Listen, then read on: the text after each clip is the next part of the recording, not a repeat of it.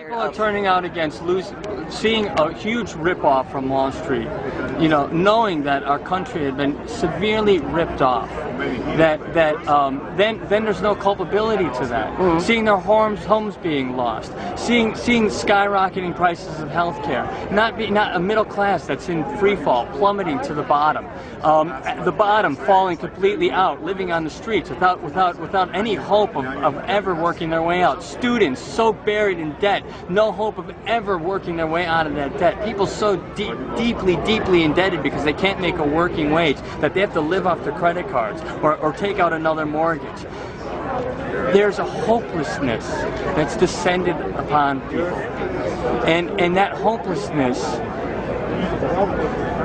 it crushes dignity. And there's only so far that the human dignity can actually be crushed before it says that's enough. And we're reaching that point. We're seeing it happen all over the world. It's an explosion. From the Arab Spring. Everywhere, from the Arab Spring to most of the Middle East now, to what we're seeing happening in Europe. There's a deep sense of inequality. There's a deep sense that there's a elite few who are calling the shots for the rest of us. And whoever that is, or however that manifests itself, we're still in the conversation about it. But we have to come together and acknowledge where we're at, what we're grieving about, before we can actually begin to change. You have the political system, that's one thing. The media, the role of the media, I feel like you can't really ignore that because media essentially crafts the way we view the world, right? It does. It used to have a much stronger way that we viewed the world, but then this beautiful thing happened. This thing called the internet came around. And all of a sudden, people are no longer reliant upon one voice and getting their information filtered through one news organization. And whatever that news organization decides they want their messaging to be is what people take away and what people learn from and how people make their opinions and how they feel they're educated in the world. When you take that out, and this is direct democracy. Right. When your people are actually able to speak to each other, they find out they're not so different from each other. We see things happening that we never saw before. It's like wildfire. There's 850 of these protests in the United States. It's going overseas. It's happening. It's happening all over the world now. That is a commonality in people. That's something that they feel deeply. And because of that, they hear it, it resonates in their hearts, and it moves them into action. Yes, when they see someone being clubbed, that moves them into action. Yes, when they see someone have to emulate themselves because of the poor, shoddy existence that they're living, that calls people into action. But also an idea calls people into action. And the idea is that behind this movement, that people, there's no equality. That there's a class difference, an economic difference. That calls people into movement. Are we free in America today, in your view?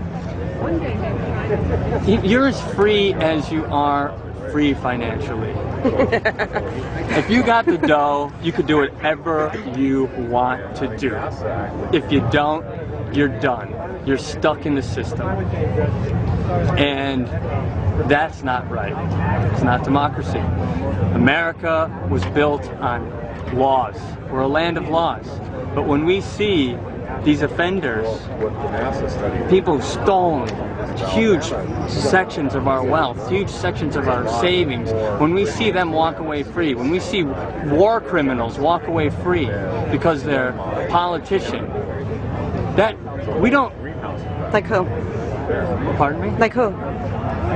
When we see Dick Cheney or Donald Rumsfeld, who literally made torture happen in the name of Americans, and there's no recourse to that, then you have to say, do we live in a world of laws anymore? America today, if you're poor, you're in the system, you pay the price, and if you're rich, you do whatever you want. But aren't we defending the right to be rich? Who's we? I'm saying, isn't the system, the country, the democracy built on, the right to achieve whatever you want to achieve? Absolutely, but the top very minor percent is engaged in corporate welfare, while the rest of us are dealing in capitalism. So it's not the problem isn't that they're rich. The problem is that the political system is influenced by the top 1% who yes, is rich. Of course.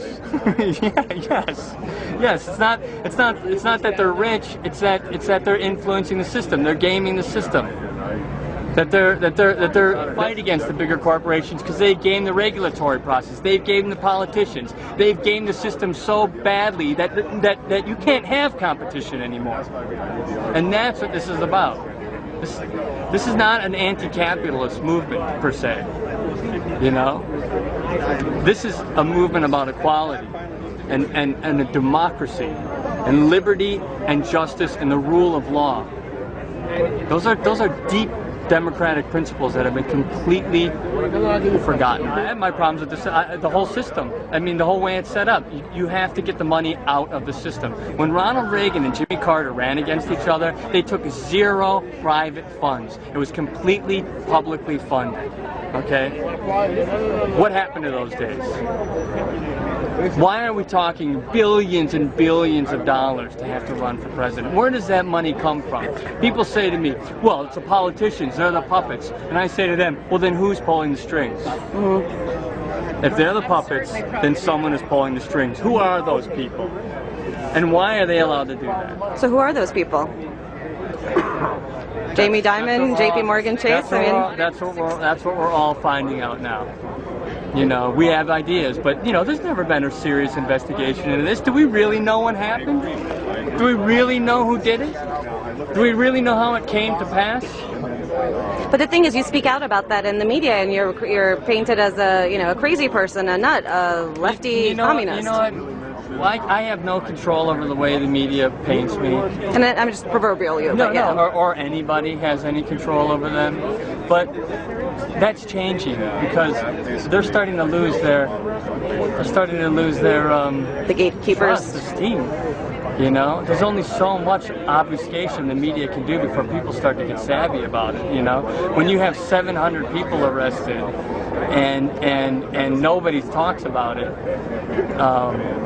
or no one from Wall Street ends up being arrested for the crimes that they've done, then people start to say, well, why aren't they reporting about all these people who are showing up that seem to be talking somewhat about the same thing the Tea Party is?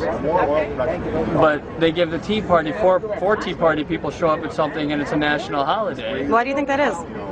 Because the message of this group is actually a populist movement, and it isn't being funded by the Koch brothers or Dick Armey. It doesn't have that kind of political agenda. This is not the Democrats, okay? This is not the Republicans. And so they don't know what to do with it. I mean, if it's an anti-corporate message to some extent, do you think the established media outlets are threatened by it because they are corporate media outlets? Absolutely. I absolutely believe that. I mean, it makes perfect sense. It's business as usual in America. You crush what speaks out against you. You turn them into a demon. You demonize them. You make people afraid of them. Then they lose their credibility. That's why they want to know, who's your leader? What's your message? What are you after? They want to know those things so they could just start demonizing these people, these human beings, struggling here, lost their homes, don't have jobs, covered in debt, can't find a job in America, jobs going overseas every single day.